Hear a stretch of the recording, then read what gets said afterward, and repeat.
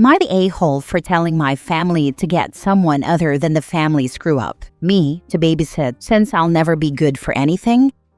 I, 17 male, am the family screw-up if you ask anyone in my family, including my parents, my siblings, and their spouses.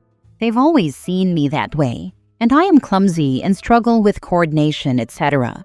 But 3 years ago, we found out why when I was diagnosed with dyspraxia. Suddenly, all the struggles I had made sense, but my parents made it into the biggest negative because they saw it as confirmation that I'd never go anywhere in life. The guys in our family are all physically active and work in construction. That's expected for all the men. I always knew that could never be me, and they always thought, until my diagnosis, that they could shame me into doing better. Once my diagnosis was official, they didn't see me as being worth the effort anymore. Every time I hurt myself as a kid, they were on me for not paying attention or not listening. When school sent home emails and notes saying that my handwriting was awful, or that I couldn't follow certain instructions well, or when I got hurt at school using scissors or something, they were always so angry. They'd punish me and tell me I needed to do better. If I said I tried my best, they didn't believe me. They'd say all you had to do was see the mess that I wrote or drew or cut out. I was 7 or 8 when someone first suggested I might have dyspraxia, and my parents rejected the idea and said I was just being careless. They kept getting angry about the mistakes I'd make or my lack of coordination. My siblings loved to make fun of me for that stuff too. I also had problems with speech sometimes, and that was another thing my parents accused me of being too lazy to get right, and my siblings would mock me relentlessly for it. More than once, I was told I'd never be good at anything or good for anything. I was told nobody would trust me to tell them the time because I'd find a way to mess it up. My siblings loved calling me the family screw-up, and they said I embarrassed everyone, that even our grandparents wanted as little as possible to do with me. Oh, and when I got my diagnosis, they said I was too stupid to walk in a straight line or use scissors, and that I should change my name to Ralph Wiggum. In the last few years, my parents have become grandparents to 6 kids. Now that some of them are a little older and my siblings with kids miss being able to go out with their spouses on weekends, they want a babysitter.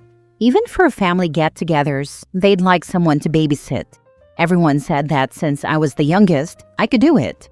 But that ticked me off, and I said no. They didn't expect it and told me it wasn't my decision, and I said it isn't theirs either. I said to get someone other than the family screw-up to babysit since I could never be good for anything.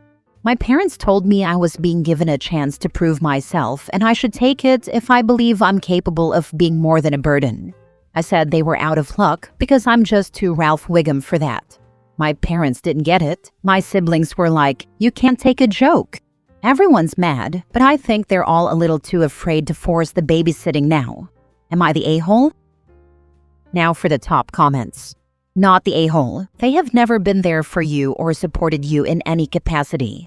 You don't owe them anything. They aren't family. They are monsters. Focus your time on saving money and getting the heck away from them. You're right. Nobody in my family ever tried supporting me. My parents actually refused to support me by getting me tested sooner.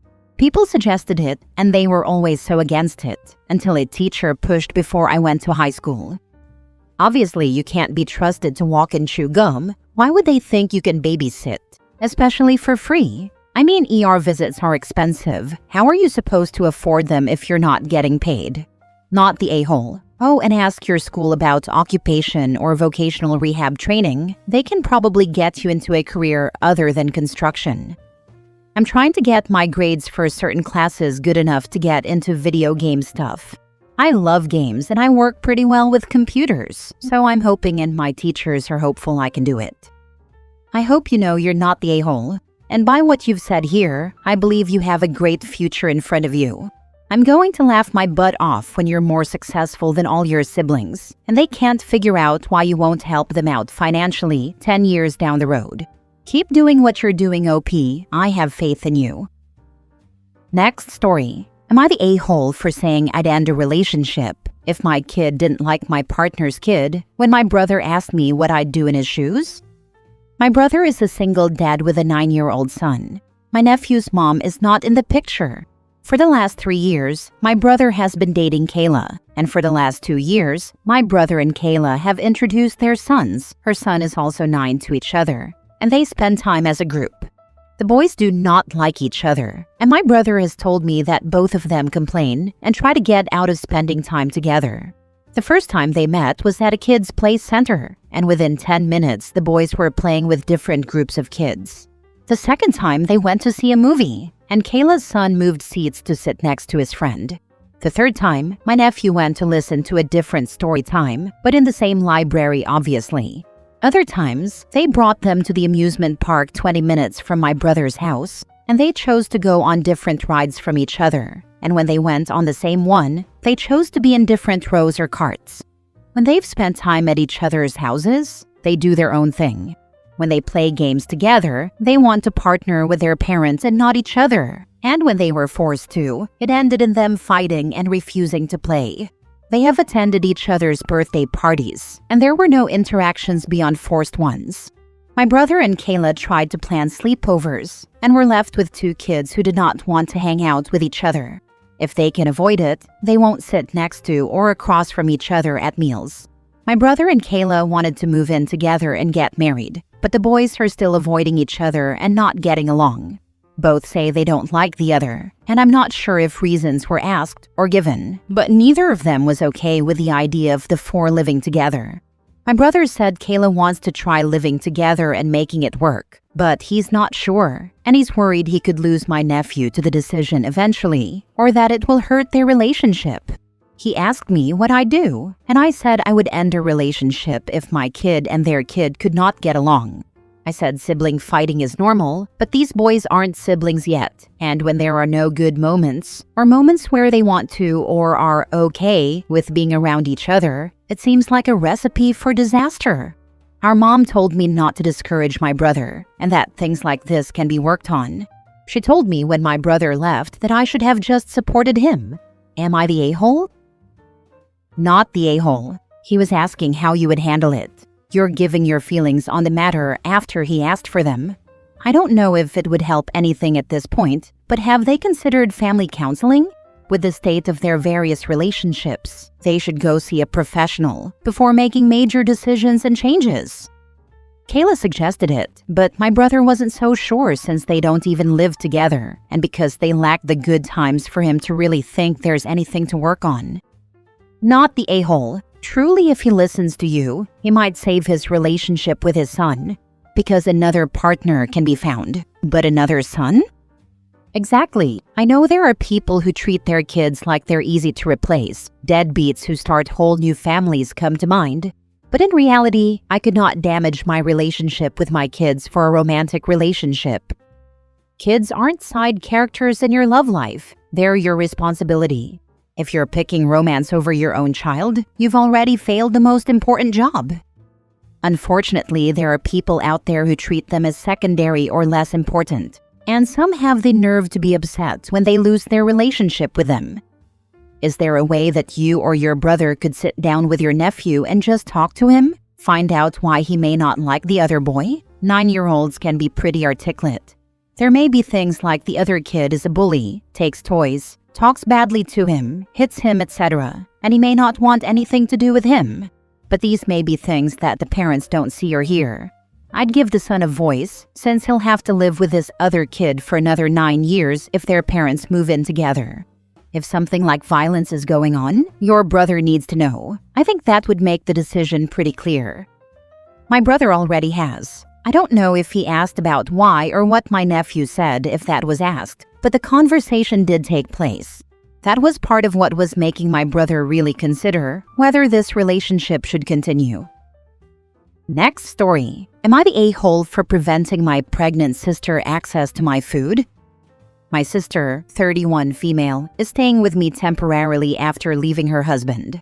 I, 29 male, have a small apartment, but I let her move in because she had nowhere else to go and she's 6 months pregnant. I wasn't very pleased about this situation, but she is my sis after all. The main issue has been food. I'm pretty disciplined about what I eat because I am in bulk stage and hitting the gym regularly. I portion things, label them, and plan for the entire week. But every other day something's gone. Makes me crazy. She'll drink all my expensive shakes, polish off meals I've prepped for work, eat snacks I've saved for post-run, and even finish leftovers I was planning to turn into new meals. When I bring it up, she shrugs and says things like, cravings hit hard, or hormones, or you are being mean. I asked her to replace things she finishes, or at least ask before taking something. Or heck, manage her own food for God's sake. She refuses to do anything about it. So last week, I ordered a small mini fridge and set it up in my bedroom. It's just big enough for my meal prep, snacks, and drinks. I didn't make a scene about it. I just quietly started putting all my stuff there. She noticed 2 days later and got mad. She said I was being childish, dramatic, and treating her like a thief. I calmly told her I was tired of my groceries disappearing and that this was the easiest way to avoid fights. Now she's sulking and has told our parents that after her failed marriage, her brother is also alienating her, and she is just a burden for everyone. My mom called and said pregnancy isn't easy, and especially for her situation. I don't think I'm being cruel. I'm still letting her live here rent-free, and I've even offered to order food or cook together. But I just want my food to be left alone. A part of me understands she's going through trouble, but at my expense? Am I the a-hole? Now for the comments. She sounds dreadful. Of course she ought to realize that she's taking your carefully planned meals. She's being mean. I have been pregnant and have several children, and I never got cravings or blamed anything on hormones or pregnancy. She's clearly just buying in on this "I'm super special because I'm pregnant" BS. She's old enough and mature enough to get her act together. Having a baby doesn't make you a princess. I had whacked out cravings when I was pregnant and would literally throw up if I tried to eat something other than what I was craving. It was an absolute nightmare. You know what I still never did? Steal anyone's pre-prepped food or leftovers. Even when I was on bed rest for 3 months, I either had food delivered or placed a grocery pickup for my husband to grab on his way home from work. Stealing someone's food after they've asked you to not is just plain selfish and inconsiderate and has nothing to do with having a baby. Not the a-hole. You're treating her like a thief because she's acting like one. Cravings can be rough, but they don't completely take away your control. She's choosing to eat your food. If your mom thinks her actions are fine, tell her your sister can live with her. 100%. Also, if she doesn't go someplace else soon, you will have her in your small apartment and a newborn. She's a big girl and it's time to act like one. She needs a plan. If she doesn't have one, she needs to move back in with your parents. Hopefully they have more space and are willing to feed her. Not the a-hole. She's having a baby in 3 months. What's her plan? Are you supposed to be changing diapers and feeding everyone? She needs to move in with your parents. Last story. Am I the a-hole for refusing to pick up a friend at the airport because she booked a flight that arrived at 3 a.m.? So this last week, I had agreed to pick up a friend/neighbor at the airport around 10 p.m. She has physical restrictions and does not drive. She also maxes out her luggage, even though she was only going back to Philly for 2 weeks.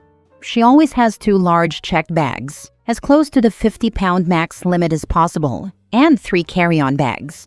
She likes to stay up late, so she always books the latest flight to arrive back in town. In hindsight, I also realized that there are lots of crazy drivers around the airport in Vegas at night. The last 3 times I have gone to the airport, I have almost gotten into accidents, with drivers cutting me off when heading there. So this last Tuesday, she was set to return at 9:50 p.m. From the time she lands, it usually takes her close to an hour to get her bags and get to the pickup area. So we're talking 10:50 p.m. before she's ready. I asked her to text me when the flight took off so I would know it was on time. She texted me that the flight was delayed and it sat on the ground for at least 2 hours. Finally, around 1 a.m. Philly time, she told me the flight was canceled due to weather. She said they got off and there was a long line to reschedule flights, but there was also an app she could use. I told her that I didn't want to be driving to the airport after 10 p.m. to pick her up. There were a few flights much earlier than her current one. She texted me back that she had rebooked for a 9:20 departure and arrival at 11:50 p.m., I reminded her that I didn't want to be driving after 10 p.m. and that it would take her an hour to get out of baggage claim. She told me her bags were already sent and she might be out around 12:30 a.m. instead. I told her I would not be coming out at 12:30 a.m. to pick her up. As it turns out, her flight was delayed again and left at 1 a.m. Philly time, arriving at 3 a.m. local time. I told her to call an Uber and that she needed a credit card to set up an account. Her reply was, "I didn't bring a credit card with me." Who does that? So does that make me an a-hole for not agreeing to pick someone up at 3 a.m. instead of 9:50 p.m.? Not the a-hole. Don't give her rides anymore, no matter what time. It wasn't until after I agreed to pick her up that I realized how many crazy drivers there were around the airport at night. It doesn't matter how many crazy drivers there are. I'm the nicest person ever. I've done airport drop-offs/pickups at 6 a.m. and 10 p.m., but I would not do 3 a.m. There are limits and there are boundaries. If she can afford to fly with all those bags, then she can afford the taxi. That's the reality of it. I would no longer be offering rides to this person. If you are visiting someone and they are picking you up at the airport, it is courteous to get a flight that lands at a reasonable time. I would never pick a flight that lands at 10 p.m. unless that is my only option. Sometimes that's how it shakes out when you travel internationally. But last time I landed at late night for an international flight, I took a taxi to my friend's place. Not the a-hole. She can get an Uber/Lyft/taxi. She seems really entitled and ungrateful and manipulative. Especially in Las Vegas where the airport is perfectly central and not way out in the exurbs. You can Uber from the airport to anywhere in the Las Vegas Valley for an acceptable amount. Traveling without a credit card seems unlikely. Uber was the way to go, and she should have figured that out. She can always use Apple Cash. Sounds like she just didn't want to pay it. Yeah, when was the last time you went to a normal hotel and booked with cash and no card? When was the last time you traveled by air without a card? I bet she doesn't reimburse for gas. She's just cheap and entitled.